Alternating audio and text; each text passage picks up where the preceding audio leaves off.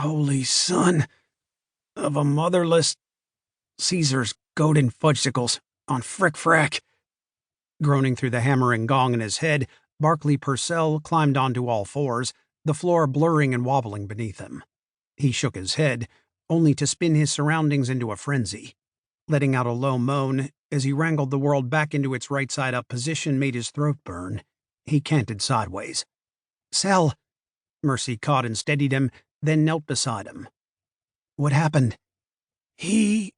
"Where's Leif?" The incident careened through his mind in a kaleidoscope of colors and realizations. "Sugar, honey, iced tea. My skull hurts." He slumped against the bed, head back as the team seemed to sense the 911 of this situation and crowded into the rear room of the CIA safe house. "Where's Runt?" Culver Brown demanded, scowling. Sel snorted. "Gone." He'd never forget that powerful arm coiling around his neck like a viper. The calm, even breaths against his ear, a countdown that sent the world into nothingness. "He sleeper-holded me." A shake of his head reminded him not to do that.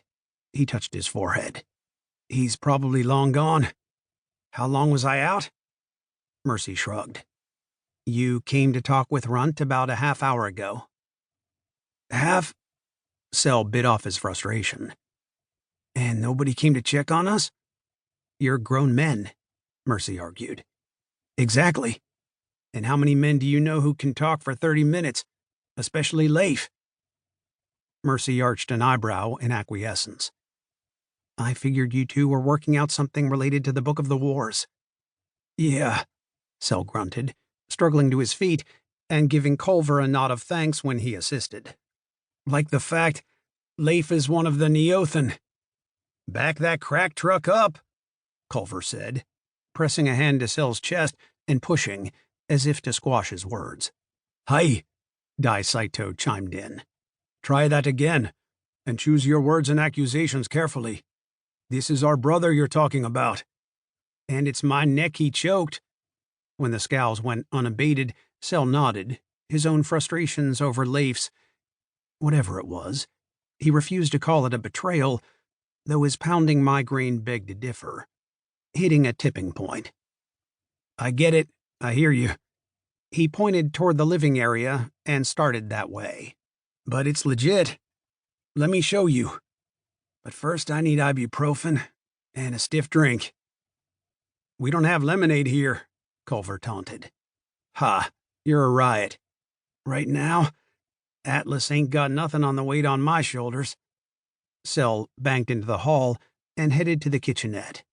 Iskra followed. "What were you talking to Leif about?" "Seriously?" Sel said, with a groan over his thumping skull. "What you're really asking is, what'd you do to upset him?" "Well, don't be rude. Give the lady an answer," Saito teased. "Doing something like this," Iskra motioned toward Sel, "is not normal for Leif."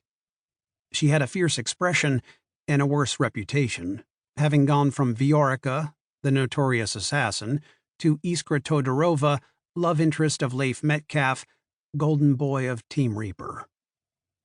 Why had Sel ever given the team that name? It suddenly seemed macabre and borderline prophetic.